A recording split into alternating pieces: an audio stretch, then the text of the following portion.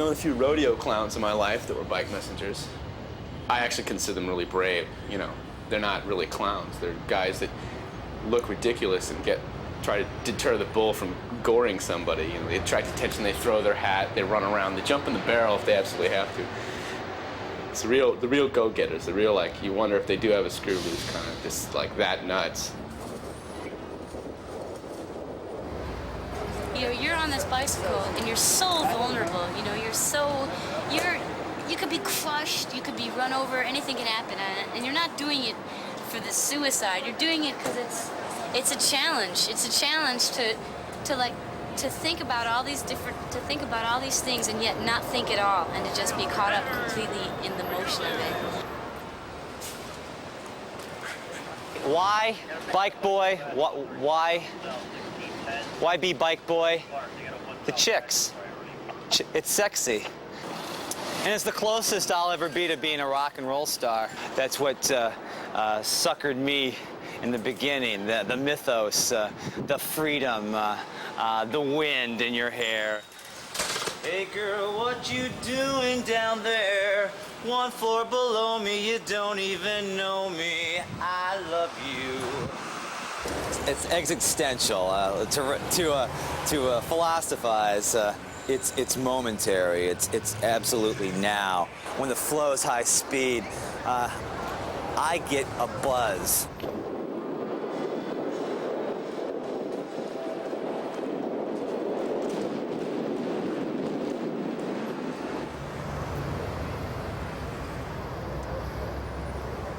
So I know I get a lot of crap. I get a lot of, like, when are you going to grow up kind of stuff. And I mean, I already get that from some people I respect and they're good friends will still, and they'll think, well, you know, it's a kid's job or it's a dead-end job. And I don't see it as such at all.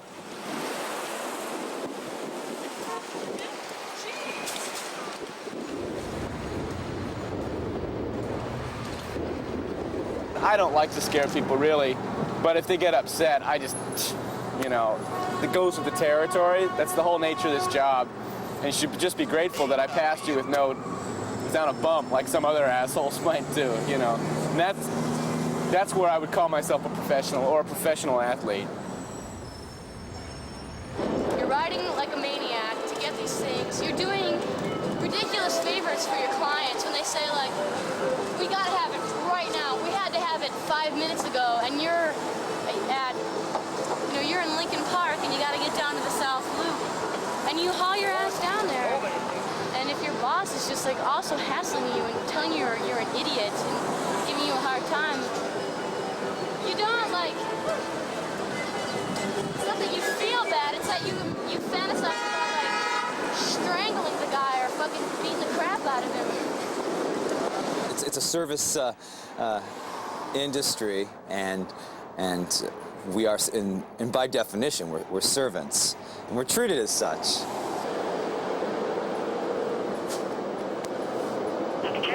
On time! Yeah, he's on time.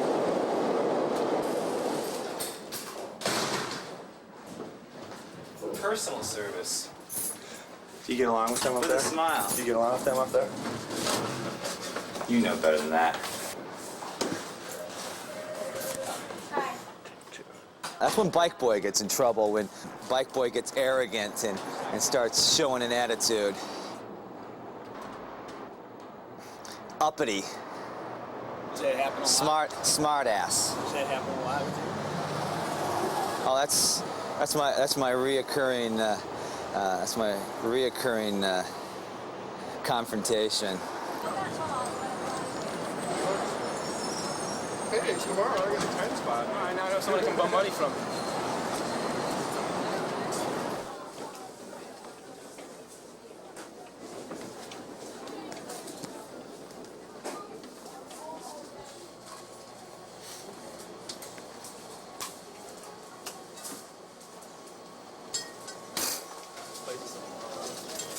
Looks pretty bad, doesn't it?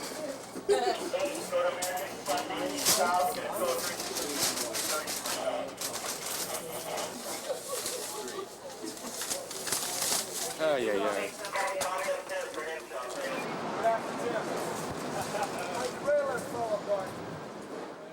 every man or woman that does this goes home with the feeling of they're part of a small society in the downtown, and just an anomaly to the rest of what's supposed to be the sort of conservative corporate structure of downtown big business. You're looked upon as renegades, even if you're really, demurely dressed and have your helmet and tie and all that. You're still looked upon as, at best, one of those crazy messengers, at worst, messenger scum.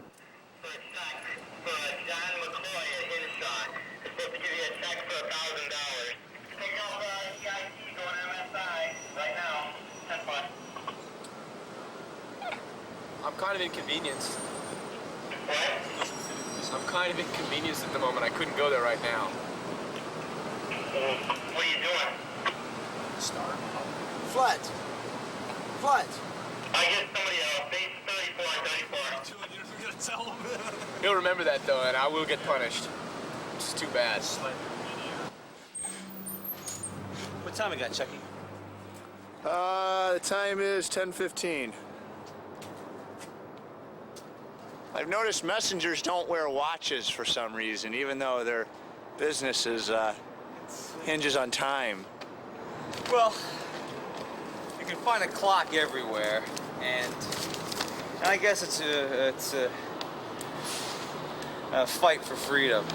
I always recall in Gulliver's Travels how the Lilliputans deduce that this wristwatch of Gulliver's must be some kind of oracle because he's constantly consulting it. So, praise to it. That sticks with me. The idea that we are slaves to time. Let's roll. I started biking back in spring of '86, so that's 6 years now. I'm a lifer. I'm home. You gonna come inside? Yeah, you should. Definitely. Where are we going, Jenny? Into Velocity headquarters. Oh, really? This is it, huh? This is it. This is the place.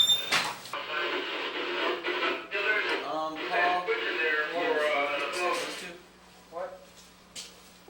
He's saying that he's got a weighted image base. Do you want a weight or something or two? Which one's he got a weighted image base? One image base, the 77 West Bank. Sometimes I feel sort of separated from all that stuff. A lot of times I feel like I'm on the outside of this whole gang. I don't know if it's because I'm going to know their guys. Sometimes I think that's what it is. Yeah. I don't know. But aren't you one of their top bikers? It's like, I don't know. I mean, I feel funny because I'm being interviewed or whatever. Like, I don't want to say anything bad, but I don't know. I think that changes. I mean, it's like whatever they want from you, they can get that from you by, I don't know, feeding your ego or telling you what they think you want to hear. Maybe. I don't know. Maybe I'm just being pessimistic.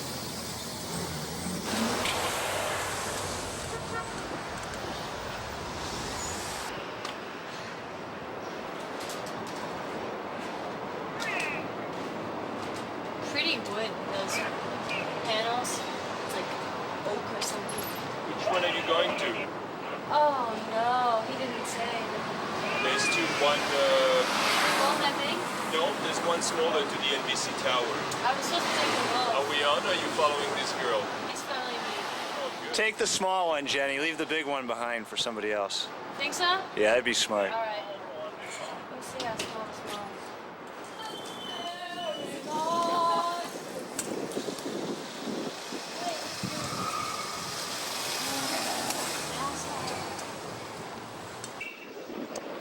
I'm going to work. Honey, I'll be home for supper. Don't burn the pork chops. I carried a portfolio from 680 Lakeshore, that's the Playboy building. Yeah. For this photographer up on the north side. And the whole thing just opened up and it was like all these really bad shots. I mean, really bad, like really ugly women in dog outfits and stuff. It's like, God, you know, some people are too easy.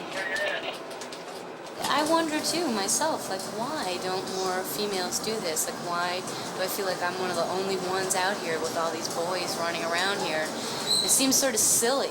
Like, like, why am I the only one, you know? Where is everybody? There aren't enough women riding bicycle for a living in Chicago.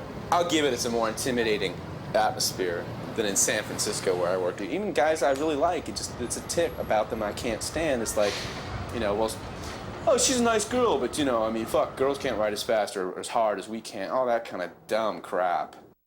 I have no idea.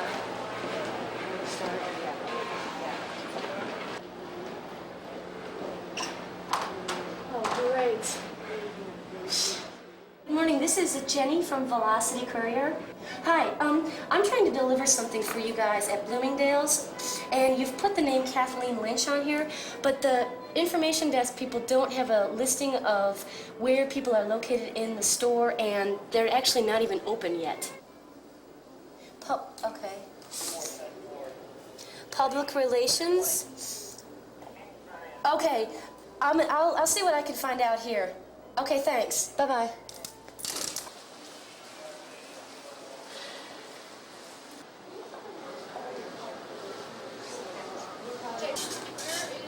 I don't understand why women have to dress like the way that they do, whether they're working as a waitress or whether they are the head of a company. I don't understand that whole, like, makeup, hair, heels, jewelry thing. I think it's very bizarre. I don't understand it, and I don't want to be a part of it, and so I'm glad I have this option. I'm glad I have this option. I'm glad I have this freedom.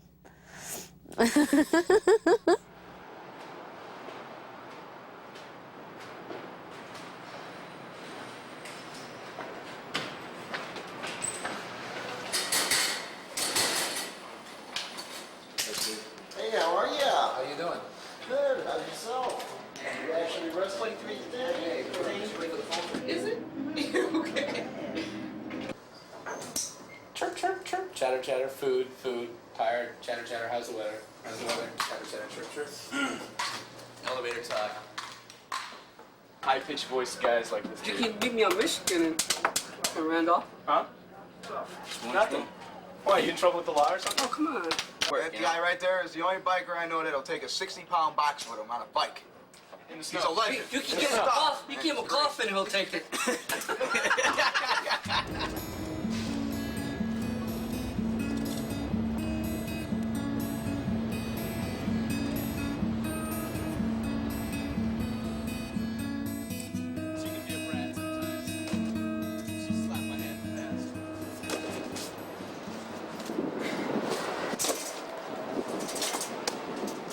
So you treat these packages as if they're your own, right? As if there are little hamsters in them, yes. This is dirty.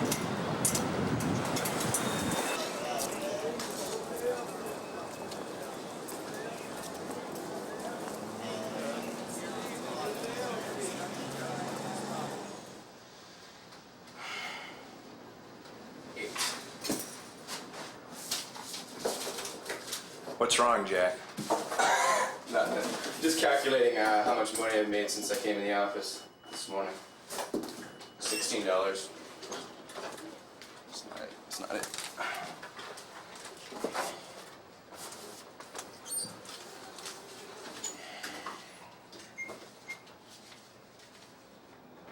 As long as we're living in capitalist United States, big business, the free market, all that, you're going to have these kinds of jobs, these kinds of services.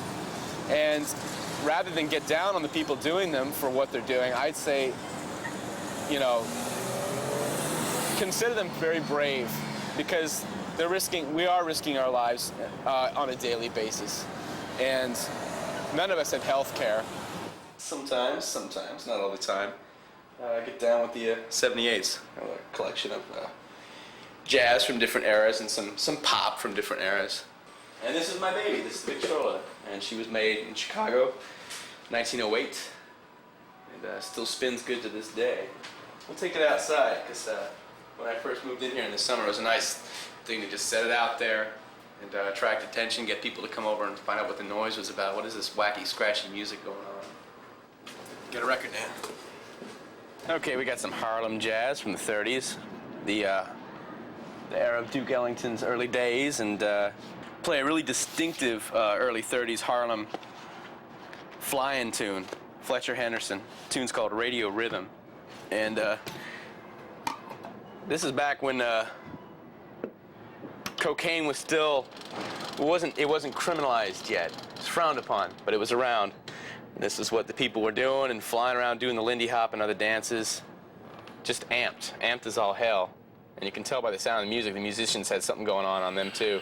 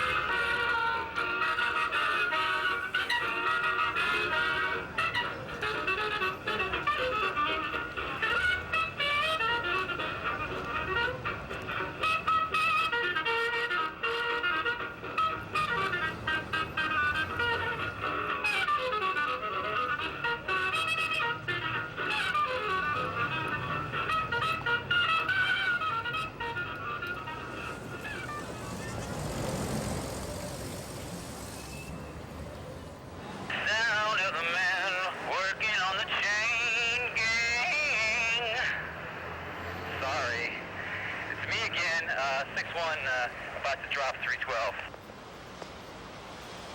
What's after that? It's November now, and the winter death is starting to crawl across the sky, and we're waking up in the morning with the rain making that sizzle on the pavement, the sound of bacon, and knowing without ever opening my eyes that it's out there waiting for me, it makes me drag.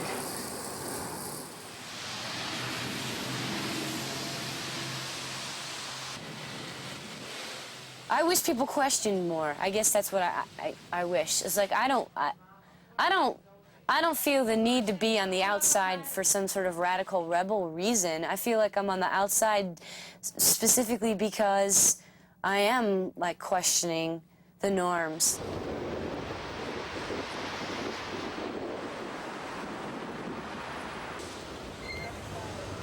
I don't think just because you can't make a career out of it that it's something to be avoided. I don't necessarily think that you have to pick things in life that are gonna last your whole life. I mean, what about, like, experiencing something as intensely and as fully as you can, and then when it ends, it ends, and you move on with your life, and you go on looking for the next thing.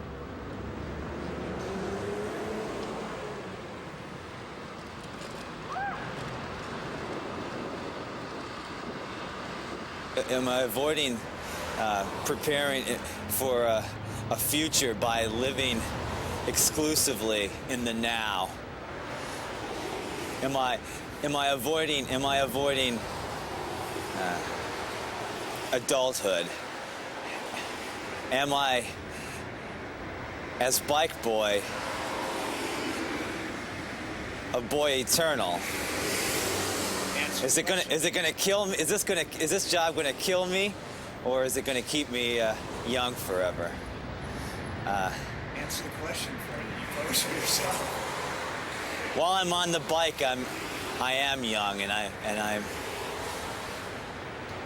fearless. When I get off the bike, I start to feel my age, and I start to contemplate my fears.